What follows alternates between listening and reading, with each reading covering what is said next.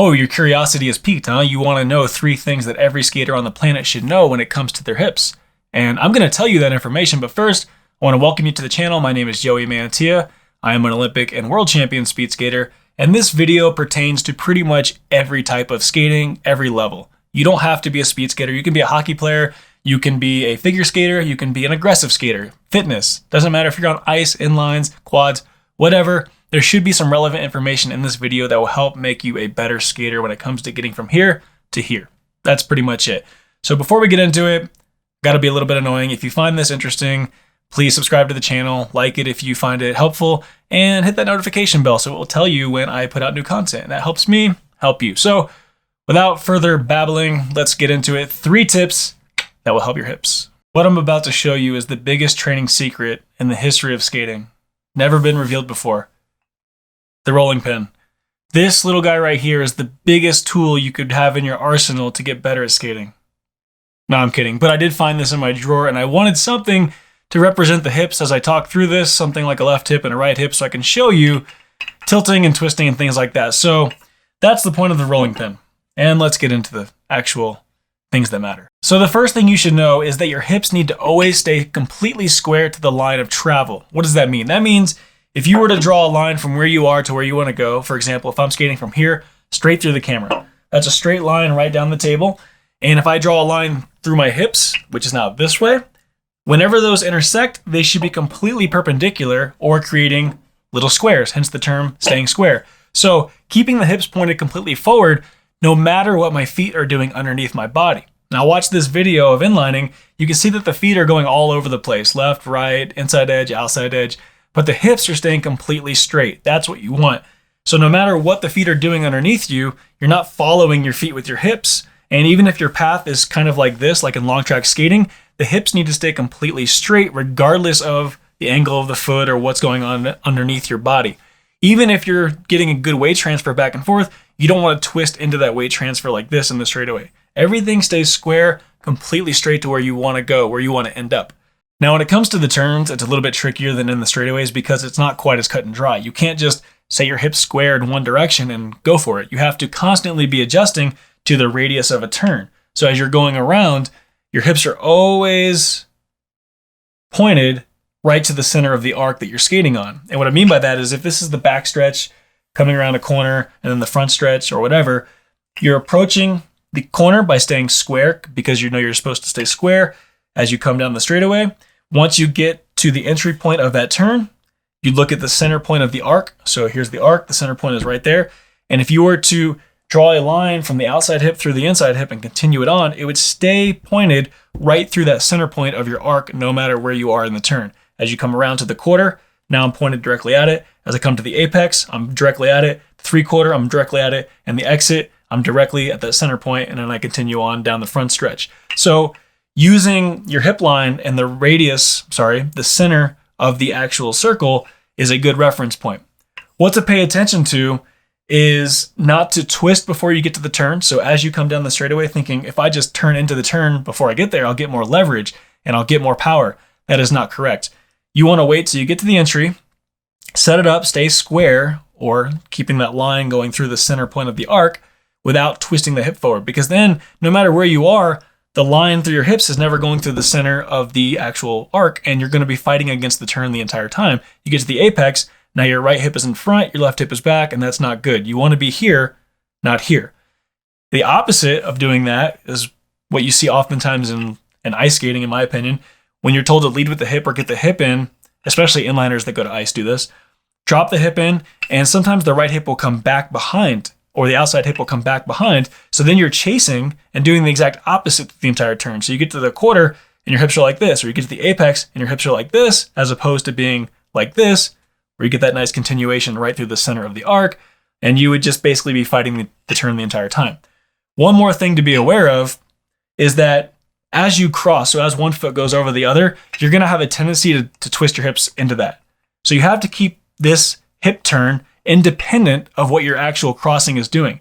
So as you cross, you're just continuing on keeping this nice, smooth change of direction of your hips as you go around the turn.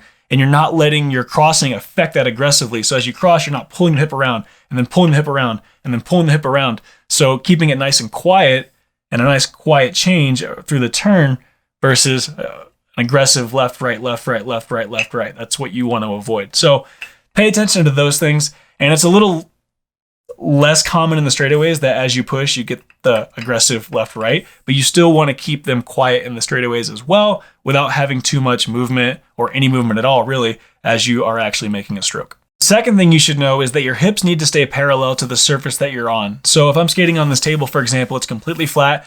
No matter where I am, if I'm doing a straightaway stroke or a corner or whatever it is, I'm trying to keep my hips completely flat to that, not tilting like this or tilting like this as I go through my stroke. And I want to show you that video of me skating on inlines again one more time and show you what not to do essentially. So the hips are doing a very good job of being straight and square, but I'm rocking quite a bit from foot to foot. And that just goes to show that because you were once kind of savvy with a skill set doesn't mean it always sticks around. It's something you have to constantly be working towards. When the hips are flat to the surface, you get much more power transfer. As they tilt, you're basically just giving up any kind of weight transfer into your skate or letting your body weight do the work for you because you're just tilting. Tilting is not effective skating. Keeping everything flat and working through your skates is effective skating. So that's the point of this. If you're on a bank track, for example, and the turn comes up a little bit like this, as you go through the turn, you want to put the hips parallel to that surface so you get the most power transfer and keep it that way. And just like with the first tip, you want to make sure that whatever motion you're making with your feet or your legs underneath you, that's not affecting the tilt or the turning of your hips. They're staying quiet. That's what quiet means, that this doesn't affect this at all. This stays nice and still and quiet, and that this just happens independent of this. Even though this is sitting down into your foot and you're getting that nice power transfer, you're not letting it affect you. So if you're crossing over, this right hip isn't coming up in the air or something like that. Or if you're crossing through with your left, that you're not dropping your left hip like this every time you do that. That this stays nice and parallel to the surface as you're making the motion. And you can see that here on long track. Just pay attention to the hips. I'm going to show it a few times, but there's really no motion. It's not completely level to the surface because the flexibility isn't quite there to have it perfectly flat, but there's no rocking like this when I actually go through the turn. And that's what we're focusing on, is not letting this happen as you make a push. And the third thing you should know when it comes to your hips in regards to skating is that you should be using them as reference points for where you're putting your foot down underneath your body and making that more consistent. What I mean by that is, as you finish your push and that foot's in the air, as it comes back down to the surface, are you putting it down underneath your hip, outside your hip, way outside your hip? And all these things matter, especially in the turn. When we're talking about the straightaways, pay attention to this video. Look where the foot is going down underneath the body. You can see that it's pretty much right underneath the hip. And for me, that's my personal go-to spot for maintaining efficiency. I'm not trying to accelerate aggressively. I'm just trying to maintain my speed at a top end right now. So I'm putting the foot down right here. I'm able to balance there. It's giving me a little bit of a moment to take my time and glide and get a hold of the stroke before I go into the next one.